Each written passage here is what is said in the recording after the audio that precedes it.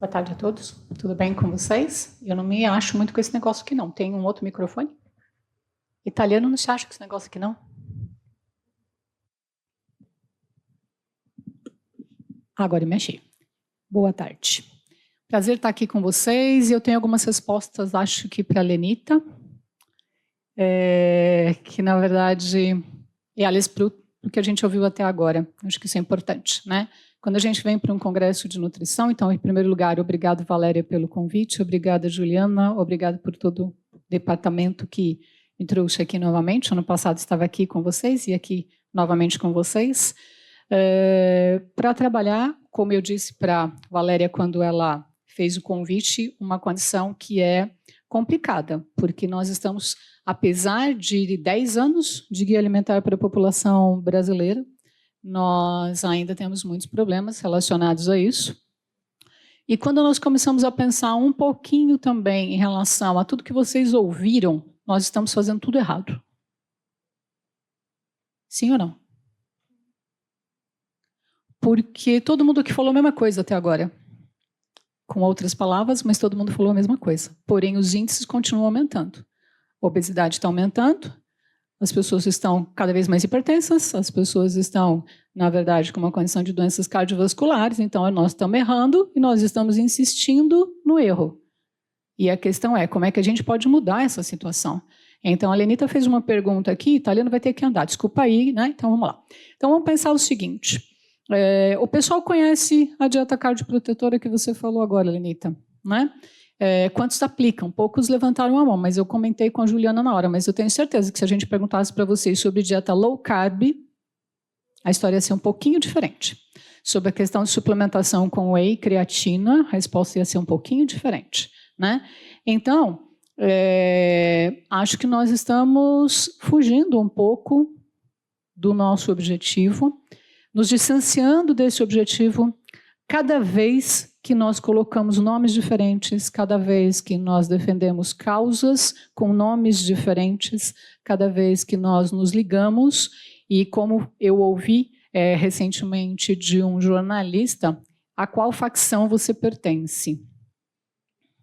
Criamos facções dentro da ciência, né? Nós estamos nos degladiando dentro da ciência, e aí se você chega, na verdade, e conversa com o seu público, e aí, Lenita, eu tenho um público que eu acompanho já há 4 anos aí de um trabalho que eu faço, com população de alta vulnerabilidade, sobre todos os termos que nós utilizamos aqui, ele olha para a sua cara e fala, do que você está falando, doutora?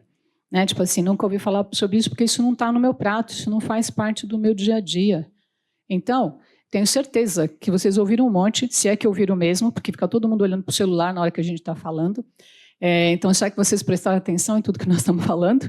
Né? E vocês levam isso para o consultório de vocês na prática? Não sei. Vocês fazem isso na prática?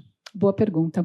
Porque a gente tem que começar, na verdade, a fazer isso também. Colocar isso na nossa vida, na nossa alimentação. Eu só vou conseguir, na verdade, trabalhar com o outro quando eu passar pelas mesmas dificuldades que ele. Não sei se passando fome, mas por que não? Mas eu tenho que sentir na pele, né? Como dizia a minha avó, posso usar o ditado, Juliana? Água tem que bater na bunda, na verdade, para a gente tomar alguma providência, né? E aí eu acho que é disso que nós estamos falando. Então eu escolhi aqui o trevo de 4 folhas, porque a gente precisa de muita sorte mesmo para começar a mudar essa situação, para que ela possa, na verdade, vir a favor da saúde da população. Então eu vou falar uma provocação para a Lenita, ela responde depois. Esse grupo que eu faço acompanhamento recebe legumes, verduras e frutas dessa ONG, para que ele leve para casa. Então, não tem o dificultador de comprá-los. Ele está recebendo isso. E sabe o que a gente recebe na caderneta da criança, porque parte do grupo é de criança? Não, manda esse negócio para cá, porque eu não vou fazer. E aí, será que o problema é preço? Será que é aí o problema? Nós estamos dando para você legume, verdura e fruta. Não manda esse troço aqui para casa, porque eu não tenho tempo, eu não vou fazer. Então, acho que tem a questão do preço? Tem, mas eu acho que tem um outro lado, que é, nós, na verdade, estamos errando há muito tempo por falta de educação em saúde. por uma condição que não é só nutricional. Então, eu vou começar conversando aqui com vocês com o que ela projetou também. Temos um desafio gigante, a questão da alimentação, a questão, na verdade, que está relacionada com o bem-estar, e aí está dentro das ODS, nós vamos estar, então, bem atualizados. Todos os guias, ou quase todos os guias disponíveis no mundo, eles estão adaptados aos objetivos das ODS, o nosso e de todos os outros países que compõem este nosso universo, esse nosso planeta, vamos dizer assim, né? Cada um utilizando aí o que considerou como sendo o seu melhor formato, a sua melhor forma de transmitir a mensagem, a melhor forma de poder ilustrar para o indivíduo como deve ser essa alimentação. Mas esses índices alarmantes, sob o ponto de vista de doenças crônicas não transmissíveis, estão no mundo. Então, não somos só nós brasileiros que estamos errando. Nós não estamos conseguindo alinhar esse discurso para que consigamos ter essa condição. Isso já foi apresentado para vocês no dia de hoje. Então, nós temos aqui a recomendação que foi publicada lá em 2021, de como deveria ser uma alimentação que tem essa condição de ser protetora para as doenças cardiovasculares, para a prevenção. Se nós olharmos para tudo que está ali descrito, vocês já estão ouvindo isso desde as 10 horas da manhã. Não tem nenhuma diferença. Mas isso se tornou num discurso, na verdade, interessante, efetivo, e dentro desse discurso eu vou ter várias classificações. Então, vamos trazer uma outra condição. Aqui é só o exemplo, né, de como que é a foto, mas não, tem uma questão importante aqui, né, que eu quero ressaltar. Não é só dieta.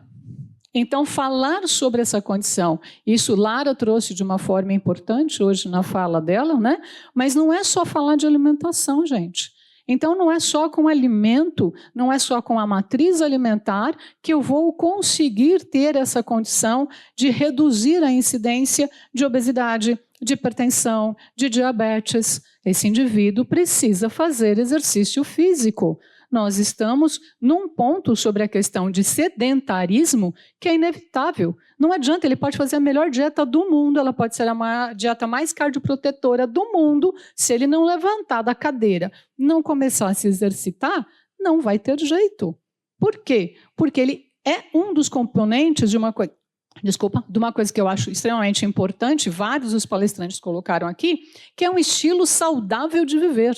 Então, a alimentação, então vamos lá. Eu não vou trazer a dieta como sendo a coisa mais importante se eu quiser trabalhar a condição da redução das doenças cardiovasculares. Eu vou dizer, qual é o seu nome? Camila, nome da minha mãe. Camila, você precisa mudar o seu estilo de vida. Por isso que é tão difícil. Porque não é fazer isso para amanhã, só porque é feriado, eu quero estar bonitinho. Isso é para o resto da vida. E dentro do resto da vida, e você tem, se Deus quiser, bastante tempo de vida pela frente, você vai ter que se exercitar mais, você vai ter que dormir melhor, você não vai poder aderir a hábitos nocivos de vida, como a questão do alcoolismo, como a questão das drogas especificamente. Você vai ter que gerenciar as suas escolhas alimentares. Isso tudo faz parte de um pacote. E isso é o bem-estar das ODS. Então, se eu quiser puxar só a dieta dentro dessa contextualização, já estamos saindo do ponto errado. Tem que ser o todo. Eu tenho que olhar para esse todo. E olha a segunda linha que tem aí. Isso não é de segunda a sexta, não. Isso é de segunda a domingo. Não tem trabalho também. Vou defender essa causa e quem sabe eu a estude, ok? Eu estou chegando à conclusão, gente, que o maior responsável por tudo isso se chama iFood.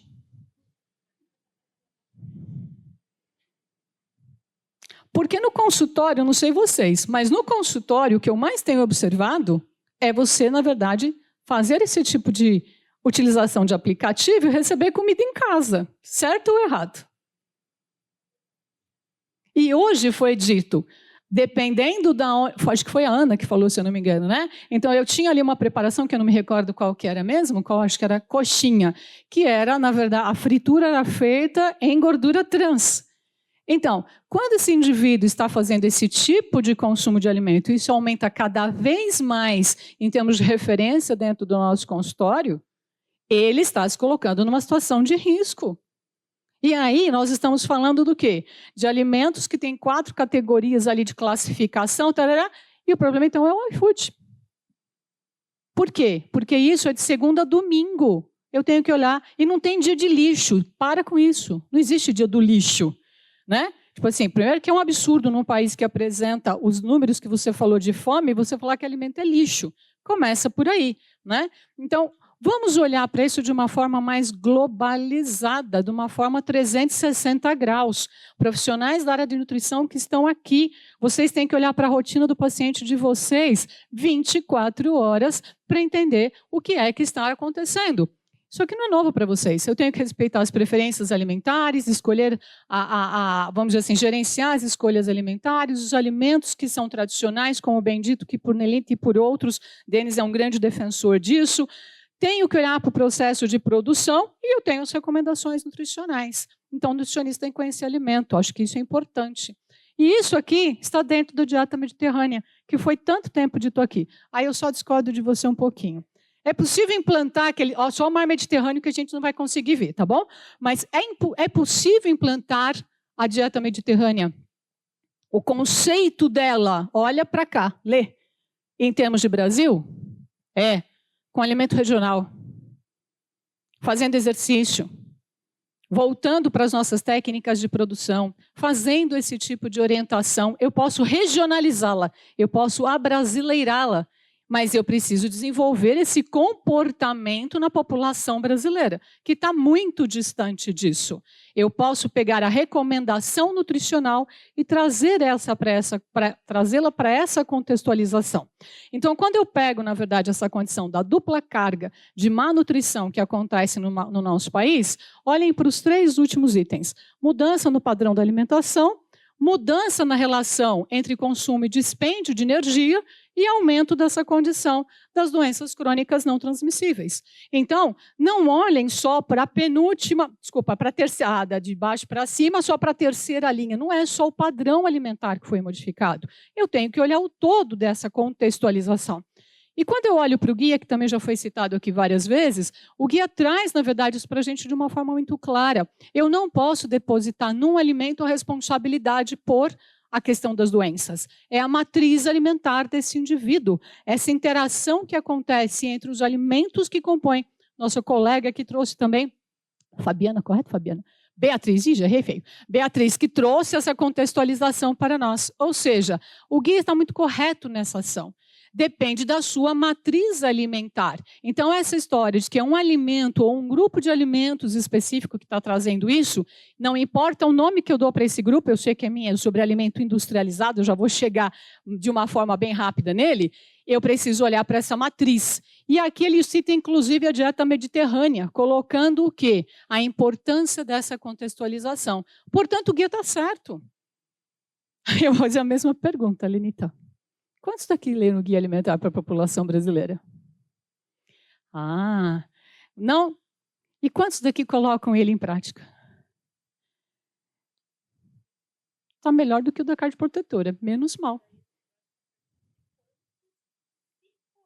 Não, essa era a terceira, calma, não cheguei nela.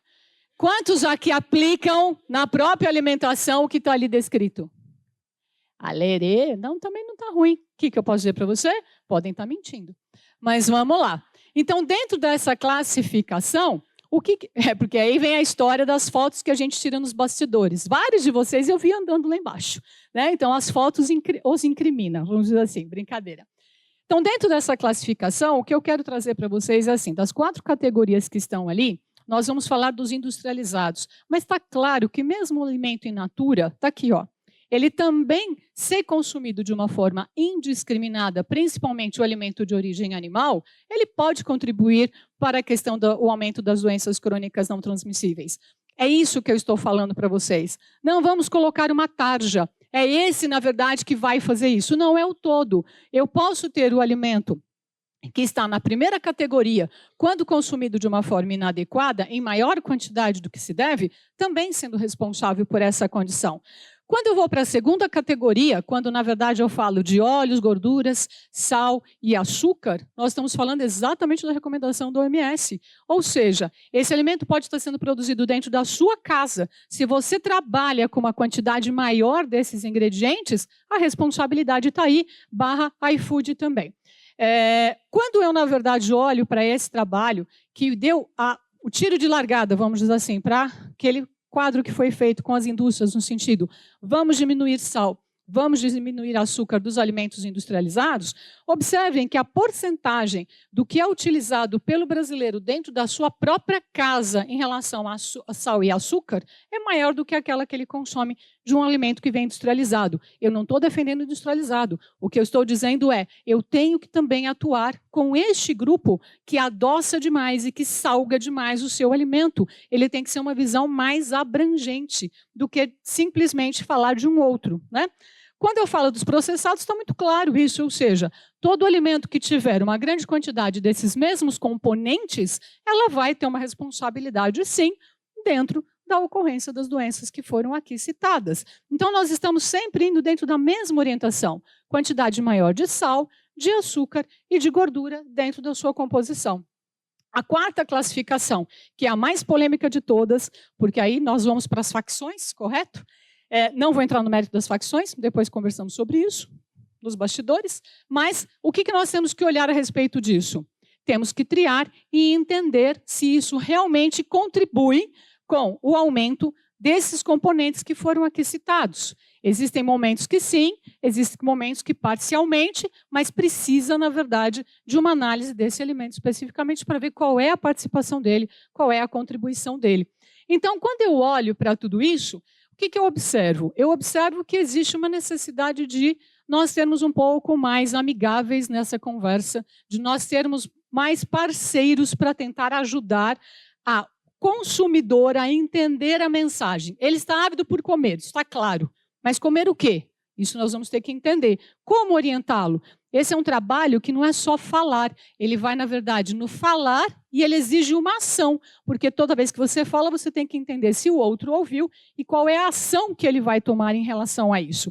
E também, eu acho importante nós trazermos um entendimento e uma observação de todos os interesses, que não apenas os nutricionais, que estão envolvidos em qualquer uma das facções para as quais vocês pertençam. Então, esse outro olhar que eu quero trazer para vocês, ele diz o seguinte: fiz uma observação agora num trabalho que eu fiz avaliação, a pessoa que estava ali, que eu avaliei o trabalho, vai lembrar do que eu falei agora. Toda vez que tem algo demais no seu prato, faltou. De um outro lado, alguma coisa que deveria estar ali. Então, pode ter faltado comida, no caso, quando eu passo fome, mas eu acho que a abordagem, de repente, poderia ser diferente. O que não tem no seu prato? Porque o que não tem no seu prato está fazendo falta na sua saúde, literalmente falando.